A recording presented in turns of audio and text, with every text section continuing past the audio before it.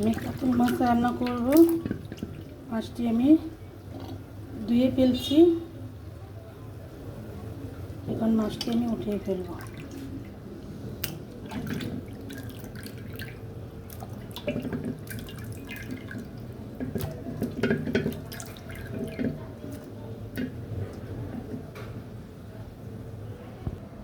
আমি পটল আলু এটি এখন ধুয়ে নিলাম। এখন এটি কাটবো।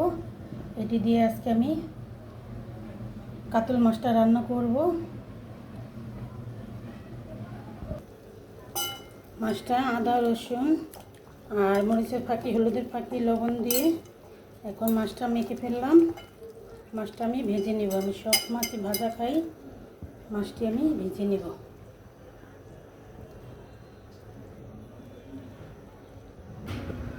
আমি সরষের তেল দিয়ে মাছটা ভাজবো। বিসমিল্লাহির রহমানির রহিম।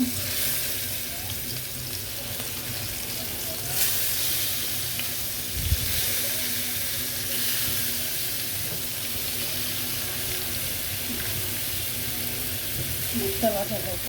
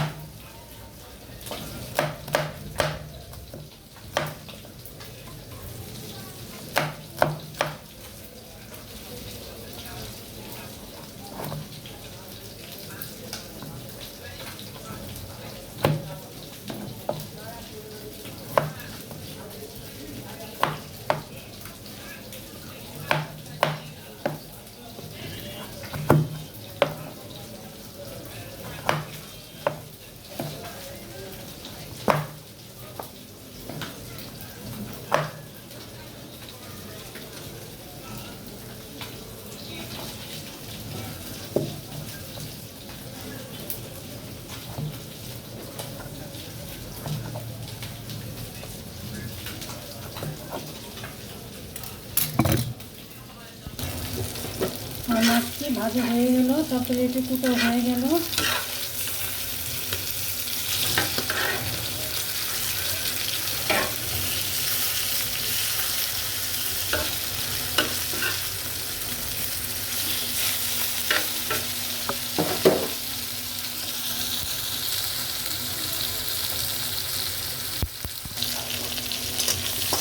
তেল আর পেঁয়াজটি দিয়ে দিলাম। পেঁয়াজটি এখন ভালো করে ভাজবো। সুন্দর করে ভাজবো। চিনি টমেটো করে দিয়েছি।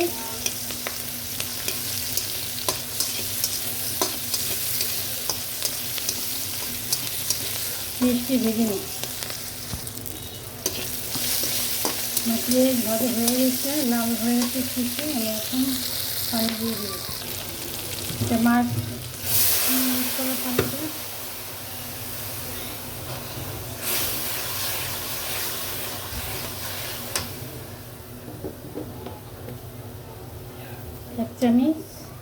এক চামচের বেশি আদা রসুন দিয়ে হলুদে ফাঁকি দিলাম। আর মরিচের গুঁড়া দিলাম 1 চামচ। আর অল্প একটু বেশি 1 চামচের একটু বেশি। এখন মশলাটি আমি ভালো করে কষিয়ে নেব। তারপর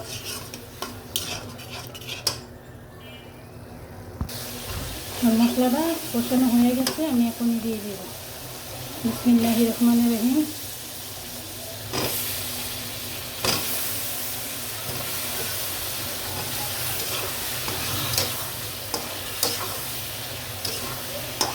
আমি পটল আলু দিয়ে ভালো করে কষিয়ে নেব।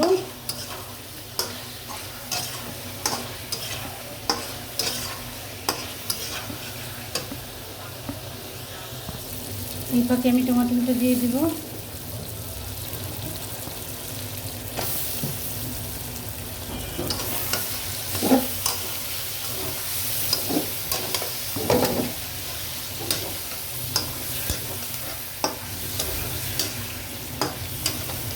আর আমি পানি দিয়ে দেবো। মশলাটা ভালো করে কষালে না, আর আমি গরম পানি দেবো তরকারিতে। গরম পানি দিলে স্বাদটা ভালো থাকে। আমরা সবাই চেষ্টা করবো গরম পানি দেওয়ার জন্য। আমি আটটু পানি দেব। দেখি আমার তরকারিটা কি অবস্থা।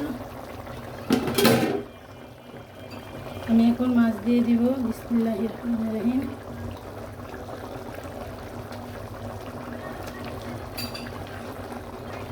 মাছটি সুন্দর করে বিছিয়ে দিব।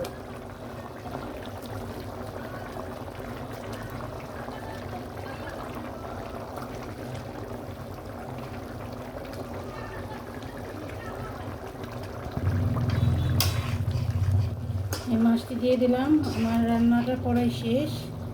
যদি আপনাদের ভালো লাগে একটা লাইক দিয়ে দেখবেন। আমি চেষ্টা করি সবার ভিডিও লাইক দিয়ে দেখার জন্য। আপনারা একটা লাইক দিবেন যদি আপনাদের কাছে ভালো লাগে।